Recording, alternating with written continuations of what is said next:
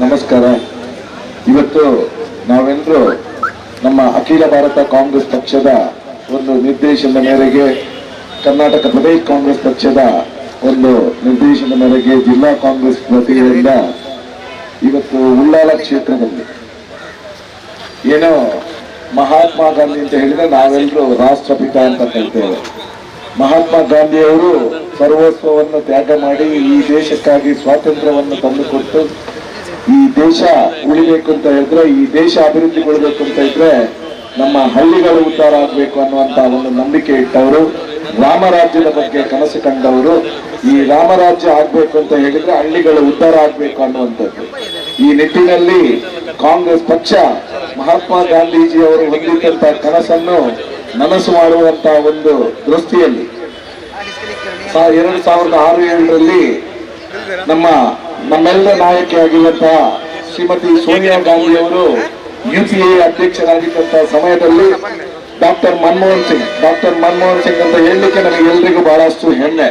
ಈ ದೇಶ ಇವತ್ತು ಇಷ್ಟೊಂದು ಪ್ರಗತಿ ಆಗಿದ್ದಿದ್ರೆ ಖಂಡಿತವಾಗ್ಲೂ ಡಾಕ್ಟರ್ ಮನಮೋಹನ್ ಸಿಂಗ್ ಅವರ ಪಾತ್ರ ಬಹಳ ದೊಡ್ಡದಿದೆ ಅನ್ನುವಂಥದ್ದು. ಅವರು ಪ್ರಧಾನಮಂತ್ರಿ ಆಗಿದ್ದಾಗ ಮನ್ರೇಗಾ ಅನ್ನುವಂತ ಒಂದು ಕಾನೂನನ್ನು ತಂದು, ಮನ್ರೇಗಾ ಅನ್ನುವಂಥದ್ದು ಒಂದು ಕಾರ್ಯಕ್ರಮದೊಟ್ಟಿಗೆ ಒಂದು ಕಾನೂನು. ಈ ಕಾನೂನಿನಲ್ಲಿ ಏನು ಹೇಳ್ತಾ ಇತ್ತು ಅಂತ ಹೇಳಿದ್ರೆ, ನಮ್ಮ ಮಹಾತ್ಮ ಗಾಂಧಿ ಅವರು ಕಂಡಿದ್ದಂತಹ ಕನಸು ಇವತ್ತು ನಮ್ಮ ಹಳ್ಳಿಗಳು ಉದ್ಧಾರ ಆದ್ರೆ ನಮ್ಮ ದೇಶ ಉದ್ಧಾರ ಆಗುತ್ತೆ ಅನ್ನುವಂಥದ್ರಿಂದ ಈ ಹಳ್ಳಿಗಳಿಗೆ, ಗ್ರಾಮ ಪಂಚಾಯತಿಗಳಿಗೆ ಅಧಿಕಾರ ಕೊಡುವಂಥದ್ದು. ಗ್ರಾಮ ಪಂಚಾಯತಿಗಳಲ್ಲಿ ಆ ಒಂದು ಭೌಗೋಳಿಕ ಪ್ರದೇಶಕ್ಕೆ ಅನುಗುಣವಾಗಿ ಯಾವುದೆಲ್ಲ ಕೆಲಸ ಕಾರ್ಯಗಳು ಆಗ್ಬೇಕು ಅನ್ನೋದನ್ನು ಆ ಗ್ರಾಮ ಪಂಚಾಯತಿಯಲ್ಲೇ ನಿರ್ಧಾರ ಮಾಡಿ ಅದಕ್ಕೆ ಆ ಹಣಕಾಸು ಫಂಡ್ಸ್ ಗಳನ್ನು ಈ ಕೇಂದ್ರ ಸರ್ಕಾರದ ಮನ್ರೇಗಾದಿಂದ ಒದಗಿಸುವಂತ ಒಂದು ಕಾರ್ಯಕ್ರಮವಾಗಿತ್ತು. ಈ ಒಂದು ಕಾಯ್ದೆಯ ಕಾರ್ಯಕ್ರಮವನ್ನು ಭಾರತ ದೇಶದಲ್ಲಿ ಮಾತ್ರ ಅಲ್ಲ, ವಿಶ್ವಸಂಸ್ಥೆಯಿಂದಲೂ ಕೂಡ ಪ್ರಶಂಸನೆ ಪಟ್ಟಂತ ಒಂದು ಕಾನೂನು ಇದಾಗಿತ್ತು ಅನ್ನುವಂಥದ್ದು. ಆದ್ರೆ ಒಂದು ಕಡೆ ನಾವು ನೋಡ್ತಾ ಇದ್ದೇವೆ, ಸರ್ವಾಧಿಕಾರಿ ಧೋರಣೆಯಲ್ಲಿ ಇವತ್ತು ದೇಶದ ಎಲ್ಲ ಕಡೆಗಳಲ್ಲಿ ನೋಡ್ತಾ ಇದ್ದೇವೆ. ಕೇಂದ್ರ ಸರ್ಕಾರದ ದಬ್ಬಾಳಿಕೆ, ಸರ್ವಾಧಿಕಾರದ ಒಂದು ರಾಜಕಾರಣದಲ್ಲಿ ಇವತ್ತು ಬಡವರ ಏಳಿಗೆಗಾಗಿ ಯಾವುದೆಲ್ಲ ಕೆಲಸಗಳು ಆಗ್ತಾ ಇದೆಯೋ ಕಾಂಗ್ರೆಸ್ ಪಕ್ಷ ಮಾಡ್ತಾ ಇತ್ತು. ಇದಕ್ಕೆಲ್ಲ ಕತ್ತರಿ ಹಾಕುವಂತ ಕೆಲಸಗಳನ್ನು ಬಹಳ ಕ್ರಮಬದ್ಧವಾಗಿ ಕೇಂದ್ರ ಸರ್ಕಾರ ನರೇಂದ್ರ ಮೋದಿ ಅವರ ನೇತೃತ್ವದಲ್ಲಿ ಮಾಡ್ತಾ ಬರ್ತಾ ಇದೆ ಅನ್ನೋದಕ್ಕೆ ಮೊನ್ನೆ ತಾನೇ ಈ ಮನ್ರೇಗಾ ಕಾನೂನ ಸ್ವರೂಪವನ್ನು ಬದಲಾಯಿಸಿ ಬಿಜಿ ಗ್ರಾಮ್ಜಿ ಅನ್ನುವಂತ ಕಾನೂನನ್ನು ತಂದಿರುವಂತದ್ದೇ ಸ್ಪಷ್ಟ ಉದಾಹರಣೆ ಅಂತ ನಾವೆಲ್ಲರೂ ತಿಳ್ಕೊಳ್ಬೇಕಾದಂತ ಅಗತ್ಯ ಇದೆ.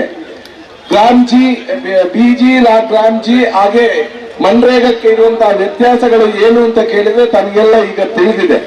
ಇವತ್ತು ಮೊದಲು ಒಂದು ಗ್ರಾಮ ಅಭಿವೃದ್ಧಿ ಹೊಂದಬೇಕಾದ್ರೆ ಆ ಗ್ರಾಮದಲ್ಲಿ ಯಾವುದಾದ್ರೂ ಕ್ರಿಯಾ ಯೋಜನೆಗಳನ್ನು ಮಾಡುವಂತ ಹಕ್ಕು, ತಯಾರಿಸುವಂತ ಹಕ್ಕು ಆಯಾ ಗ್ರಾಮ ಪಂಚಾಯತಿಗಳಲ್ಲಿ ಇತ್ತು. ಈಗ ಈ ಹೊಸ ಕಾನೂನಿನಲ್ಲಿ ಏನು ಮಾಡಿದ್ದಾರೆ ಅಂತ ಹೇಳಿದ್ರೆ, ನಮ್ಮ ಯಾವ ಗ್ರಾಮ ಪಂಚಾಯತಿಗಳಿಗೂ ಅವರದೇ ಆದಂತಹ ಸ್ವತಂತ್ರವಾದಂತಹ ಹಕ್ಕು ಇಲ್ಲ. ಇದನ್ನು ಎಲ್ಲದನ್ನು ಕೂಡ ಕೇಂದ್ರ ಸರ್ಕಾರ ಅವರಿಗೆ ಬೇಕಾದಂತಹ ಗ್ರಾಮ ಪಂಚಾಯತಿಗಳನ್ನು ಸೆಲೆಕ್ಟ್ ಮಾಡಿಕೊಂಡು ಅಲ್ಲಿಂದ ಹೇರುವಂತದ್ದು. ಇದು ನಮ್ಮ ಪ್ರತಿಯೊಂದು ಗ್ರಾಮ ಪಂಚಾಯತಿಗೆ ಆಗುವಂತಹ ಒಂದು ಅನ್ಯಾಯ. ಇವತ್ತು ನಾವು ನೋಡ್ತಾ ಇದ್ದೇವೆ, ಒಂದು ಕಡೆಯಿಂದ ನಾವೆಲ್ಲರೂ ಮಾತಾಡ್ತಾ ಇದ್ದೇವೆ, ಕಾಂಗ್ರೆಸ್ ಪಕ್ಷದ ಕನಸು ಕೂಡ ಆಗ್ಬೇಕು, ಅದು ಕೇಂದ್ರೀಕರಣ ಆಗ್ಬಾರ್ದು. ಪ್ರತಿಯೊಂದು ಗ್ರಾಮ ಪಂಚಾಯತಿಯಲ್ಲೂ ಕೂಡ ಆ ಪಂಚಾಯತ್ ವ್ಯವಸ್ಥೆಯನ್ನು ಜಾರಿಗೆ ತಂದದ್ದು ನಮ್ಮ ಕಾಂಗ್ರೆಸ್ ಪಕ್ಷ. ಆ ಕಾಂಗ್ರೆಸ್ ಪಕ್ಷ ಜಾರಿಗೆ ತಂದದ್ರಿಂದ ಇವತ್ತು ಅಧಿಕಾರದ ಕೇಂದ್ರೀಕರಣ ಆಗಿದೆ. ಈ ಪಂಚಾಯತ್ ನಲ್ಲಿರುವಂತಹ ಅಧ್ಯಕ್ಷರಿಗೆ, ಸದಸ್ಯರುಗಳಿಗೆ ಅಲ್ಲಿಂದಲೇ ಆಡಳಿತ ನಡೆಸುವಂತಹ ಹಕ್ಕನ್ನು ಈ ಕಾಂಗ್ರೆಸ್ ಪಕ್ಷ ಕೊಟ್ಟಿದ್ರೆ ಅದನ್ನು ಕಿತ್ತುಕೊಳ್ಳುವಂತ ಕೆಲಸ ಇವತ್ತು ಈ ಒಂದು ಬಿಜಿ ಗ್ರಾಮ್ಜಿ ಅನ್ನುವಂತಹ ಕಾನೂನಿನಿಂದ ಆಗ್ತಾ ಇದೆ ಅನ್ನೋದನ್ನು ನಾವೆಲ್ಲರೂ ನೆನಪಿಟ್ಕೊಳ್ಬೇಕಾಗಿದೆ. ಇದರ ವಿರುದ್ಧ ನಮ್ಮ ಹೋರಾಟ.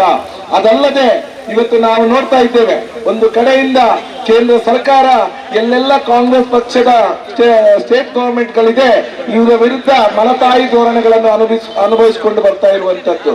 ಇವತ್ತು ನಾವು ಭಾರತ ದೇಶದಲ್ಲಿ ಟ್ಯಾಕ್ಸ್ ಕಲೆಕ್ಷನ್ ನಲ್ಲಿ ಕರ್ನಾಟಕ ರಾಜ್ಯ ಈ ದೇಶದಲ್ಲೇ 2ನೇ ಸ್ಥಾನದಲ್ಲಿ ಇರುವಂತದ್ದು. ಆದ್ರೆ ನಮಗೆ ಸಿಗಬೇಕಾದಂತಹ ಏನು ಫಂಡ್ಸ್ ಅನ್ನು ಕೇಂದ್ರ ಸರ್ಕಾರ ಕೊಡ್ತಾ ಇದೆಯಾ ಅಂತ ಕೇಳಿದ್ರೆ ಖಂಡಿತವಾಗ್ಲೂ ಕೊಡ್ತಾ ಇಲ್ಲ, ಮಲತಾಯಿ ಧೋರಣೆಯನ್ನು ಮಾಡ್ತಾ ಇದ್ದಾರೆ. ನಮಗೆ ಕೊಡಬೇಕಾಗಿದ್ದ 100 ರೂಪಾಯಿಯಲ್ಲಿ ಇವತ್ತು ನಮಗೆ ಕೊಡ್ತಾ ಇರೋದು ಕೇವಲ 16 ರೂಪಾಯಿ ಮಾತ್ರ. ಉಳಿದುದನ್ನು ಉತ್ತರ ಭಾರತದ ರಾಜ್ಯಗಳಿಗೆ, ಇತರ ರಾಜ್ಯಗಳಿಗೆ ಅವರಿಗೆ ಅಂತ ಇದ್ದಾರೆ ವಿನಃ ನಮ್ಮ ರಾಜ್ಯ ಸರ್ಕಾರಕ್ಕೆ ಕೊಡ್ತಾ ಇಲ್ಲ.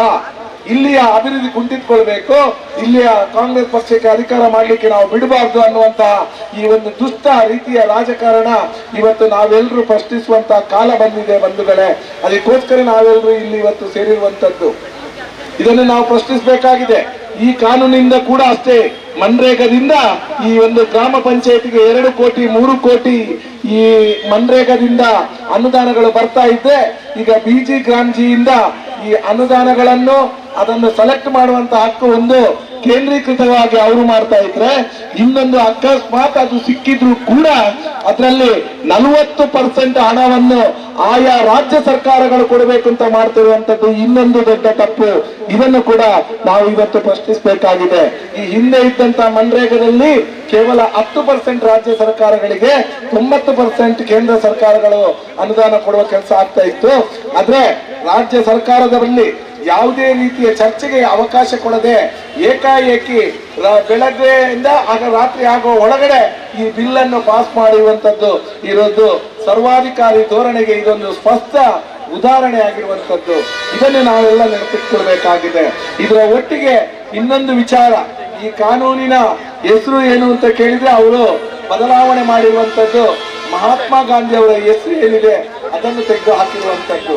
ಇವತ್ತು ಮಹಾತ್ಮ ಗಾಂಧಿಯನ್ನು ಅವತ್ತು ಇವರ ಪ್ರೇರಿತ ಜನಗಳು ಯಾರು ಕೊಂದು ಹಾಕಿದ್ದಾರೋ ಈಗ ಪ್ರತಿ ದಿವಸ ಗಾಂಧೀಜಿ ಅವರನ್ನು ಕೊಲ್ಲುವಂತ ಕೆಲಸ ಈ ರೀತಿಯಾಗಿ ಆಗ್ತಾ ಇದೆ ಅನ್ನುವಂಥದ್ದು.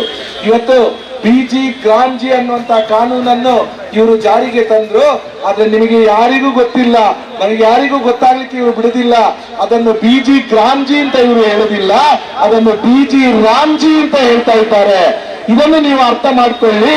ಇವರು ಯಾವ ರೀತಿ ಜನರನ್ನು ದಾರಿ ತಪ್ಪಿಸ್ತಿದ್ದಾರೆ ಅಂತ ಹೇಳಿದ್ರೆ, ಇವರು ಯಾವಾಗ್ಲೂ ಕೂಡ ಜನರನ್ನು ಭಾವನಾತ್ಮಕವಾಗಿ ಜನರನ್ನು ದಾರಿ ತಪ್ಪಿಸುವುದರಲ್ಲಿ ಇವರು ನಿಸ್ಸೀಮರು. ಅದೇ ಕೆಲಸವನ್ನು ಆ ಯೋಜನೆಗಳನ್ನು ಇವರು ಮುಂದುವರಿಸಿಕೊಂಡು ಬರ್ತಾ ಇದ್ದಾರೆ. ಈಗ ನೀವು ಯಾವುದೇ ಪೇಪರ್ ನೋಡಿದ್ರೆ, ಯಾವುದೇ ನ್ಯೂಸ್ ಚಾನೆಲ್ಗಳನ್ನು ನೋಡಿದ್ರೆ ನಿಮಗೆ ಎಲ್ಲ ಕಡೆ ಕಾಣಿಸ್ಲಿಕ್ಕೆ ಸಿಗುದು ಬಿಜಿ ರಾಮ್ಜಿ ಅನ್ನುವಂಥದ್ದು. ಇದು ಅಲ್ಲ, ಇಲ್ಲಿ ಯಾವ ರಾಮನೂ ಇಲ್ಲ, ಯಾವ ತೋಮನೂ ಇಲ್ಲ, ಇಲ್ಲಿ ಇರುವಂತದ್ದು ಬಿಜಿ ಗ್ರಾಮ್ಜಿ ಅನ್ನುವಂಥದ್ದು. ಕಾನೂನಿನ ಹೆಸರು ಬಿಜಿ ಗ್ರಾಮ್ಜಿ. ಇವ್ರು ಏನೇ ಹೇಳ್ತಾರೆ ಅಂತ ಹೇಳಿದ್ರೆ, ಆ ಕಾಂಗ್ರೆಸ್ ತಗಲಿಗೆ ರಾಮನ ಬುಧರ ದೀನತ, ಐಕ್ಕಾಗ್ಲಿಗೆ ಆಪುಜಿ, ಐಕ್ಕಾಗ್ಲಿತ ಪ್ರತಿಭಟನೆ ಮಲ್ಪುನು ಅಂತ. ಇದು ಇವರ ದುಷ್ಟ ಯೋಜನೆಗಳು, ಜನರನ್ನು ದಾರಿ ತಪ್ಪಿಸುವಂತ ಕೆಲಸಗಳು. ಇದ್ರ ಬಗ್ಗೆ ನಾವು ತಿಳ್ಕೊಳ್ಬೇಕು, ಇದ್ರ ಬಗ್ಗೆ ನಾವು ಹೋರಾಟವನ್ನು ಸಂಘಟಿಸಬೇಕನ್ನುವಂಥದ್ದು. ಈ ದೃಷ್ಟಿಯಿಂದ ನಾವು ಇವತ್ತು ನಮ್ಮ ಅಖಿಲ ಭಾರತ ಕಾಂಗ್ರೆಸ್ ಪಕ್ಷದ ಒಂದು ನಿರ್ದೇಶನ ಹಾಗೆ ಪ್ರದೇಶ್ ಕಾಂಗ್ರೆಸ್ ಪಕ್ಷದ ನಿರ್ದೇಶನ ಮೇರೆಗೆ ನಮ್ಮ ಜಿಲ್ಲಾ ಡಿಸಿಸಿಯಿಂದ ನಾಡಿದ್ದು 9ನೇ ತಾರೀಕಿನಿಂದ 12ನೇ ತಾರೀಕಿನವರೆಗೆ ಸುಳ್ಯದಿಂದ ಮೂಲ್ಕಿವರೆಗೆ 4 ದಿವಸ ನಾವು ಪಾದಯಾತ್ರೆಗಳನ್ನು ಮಾಡಿಕೊಂಡು ಜನರಿಗೆ ನಿಜವಾದ ವಿಚಾರಗಳನ್ನು ತಿಳಿಸುವಂತಹ ಪ್ರಯತ್ನಗಳನ್ನು ನಾವು ಮಾಡ್ತೇವೆ. ಯಾವತ್ತು ತನಕ ಈ ಕೇಂದ್ರ ಸರ್ಕಾರ ಏನು ಈ ಒಂದು ಕಾನೂನಿನ ಮನ್ರೇಗದ ಸ್ವರೂಪವನ್ನು ಬದಲಾವಣೆ ಮಾಡಿ ಹೊಸ ಕಾನೂನನ್ನು ಈಗಾಗಲೇ ಒಂದು ಸರ್ವಾಧಿಕಾರಿ ಧೋರಣೆಯಿಂದ ಪರಿಚಯ ಮಾಡಿದ್ದಾರೋ ಇದನ್ನು ಹಿಂದೆಗೆದುಕೊಂಡು ಈ ಹಿಂದಿನಂತೆ ನಮ್ಮ ಮಹಾತ್ಮ ಗಾಂಧೀಜಿಯವರು ಕಂಡಂತ ಕನಸು ರಾಮರಾಜ್ಯ ಅಧಿಕಾರದ ವಿಕೇಂದ್ರೀಕರಣ ಮತ್ತೆ ನೆಲೆಸಬೇಕೆನ್ನುವಲ್ಲಿ ನಮ್ಮೆಲ್ಲರ ಹೋರಾಟ ನಿರಂತರವಾಗಿ ನಾವು ಮುಂದುವರಿಸಿಕೊಂಡು ಹೋಗ್ಬೇಕು ಅಂತ ಹೇಳಿ ನಾವು ಮಾಡ್ತಾ ಇದ್ದೇವೆ. ಈ ಕ್ಷೇತ್ರದ ಶಾಸಕರು ಇವತ್ತು ನಮಗೆಲ್ಲರಿಗೂ ಗೊತ್ತಿದೆ, ಯುಟಿ ಖಾದರ್ ಅವರು ಇವತ್ತು ಸ್ಪೀಕರ್ ಆಗಿದ್ದಾರೆ. ಬಹುಶಃ ಅವರು ಶಾಸಕರಾಗಿದ್ದುಕೊಂಡ ಸಮಯದಲ್ಲಿ ಇಲ್ಲಿ ಗ್ರಾಮ ಪಂಚಾಯತಿ ಇದರಲ್ಲಿ ಆಗ್ತಾ ಇರ್ಬೇಕಾದ್ರೆ ಎಷ್ಟು 1000 ಕೋಟಿಗಳ ಯೋಜನೆಗಳು ಈ ಮನ್ರೇಗಾದಿಂದ ಅವರು ಮಾಡಿಕೊಟ್ಟಿದ್ದಾರೆ ಅಂತ ಹೇಳಿದ್ರೆ ನಿಮಗೆ ಗೊತ್ತಾಗುತ್ತೆ ಮನ್ರೇಗಾದ ಪರಿಹಾರವೇನು ಅನ್ನುವಂಥದ್ದು. ಇದನ್ನು ನಾವೆಲ್ಲರೂ ನೆನಪಿಟ್ಕೊಳ್ಬೇಕು. ನಾವು ಕಾಂಗ್ರೆಸ್ ಪಕ್ಷ ಅಧಿಕಾರಕ್ಕೆ ಹೋಗಿ ಅಧಿಕಾರಕ್ಕೆ ಅದ ಆಸೆಗಾಗಿ ಯಾವತ್ತು ಕಚರಾ ರಾಜಕೀಯವನ್ನು ಮಾಡಲಿಲ್ಲ.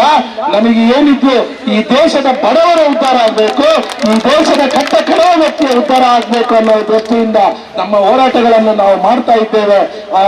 ಅದರೊಟ್ಟಿಗೆ ಇವತ್ತು ನಾವೆಲ್ಲರೂ ಇಲ್ಲಿ ಸೇರ್ಕೊಂಡಿದ್ದೇವೆ. ನಮ್ಮ ಉಳ್ಳಾಲ ಬ್ಲಾಕ್ನ ಅಧ್ಯಕ್ಷರು, ಹಾಗೆ ನಮ್ಮ ರಮೇಶ್ ಶೆಟ್ಟಿ ಅವರು, ಹಾಗೆ ನಮ್ಮ ಮುಡಿಪುರ್ ಬ್ಲಾಕ್ ಅಧ್ಯಕ್ಷರು ಪ್ರಶಾಂತ್ ಕಾಜವರವರು, ಹಾಗೆ ನಮ್ಮ ಎಲ್ಲ ನಾಯಕರು ಇವತ್ತು ಹೆಸರು ಹೇಳಿಕ್ ಹೋದ್ರೆ ಒಬ್ಬರದ್ದು ಹೆಸರು ಬಿಟ್ಟರೆ ತೊಂದರೆ ಆಗುತ್ತೆ. ಮೋನಕ ನಾನು ಯಾರ ಹೆಸರನ್ನು ಹೇಳುವುದಿಲ್ಲ.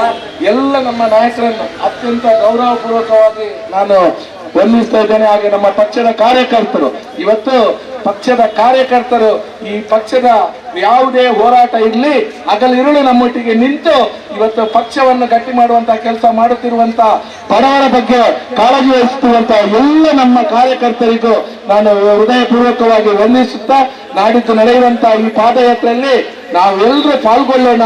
ಈಗ ಒಂದು ಪಾದಯಾತ್ರೆಯನ್ನು ಯಶಸ್ವಿ ಮಾಡಿ ಮತ್ತೆ ಮನ್ರೇಗಾವನ್ನು ಮತ್ತೆ ಮರುಜಾರಿಗೊಳಿಸುವಲ್ಲಿ ನಾವೆಲ್ಲರೂ ಸನ್ನದ್ಧರಾಗಿ ಹೋರಾಡೋಣ ಅಂತ ಹೇಳುತ್ತಾ ಎಲ್ರಿಗೂ ವಂದಿಸ್ತಾ ನನ್ನ ಎರಡು ಮಾತುಗಳನ್ನು ಮುಗಿಸುತ್ತಿದ್ದೇನೆ. ಜೈ ಕಾಂಗ್ರೆಸ್.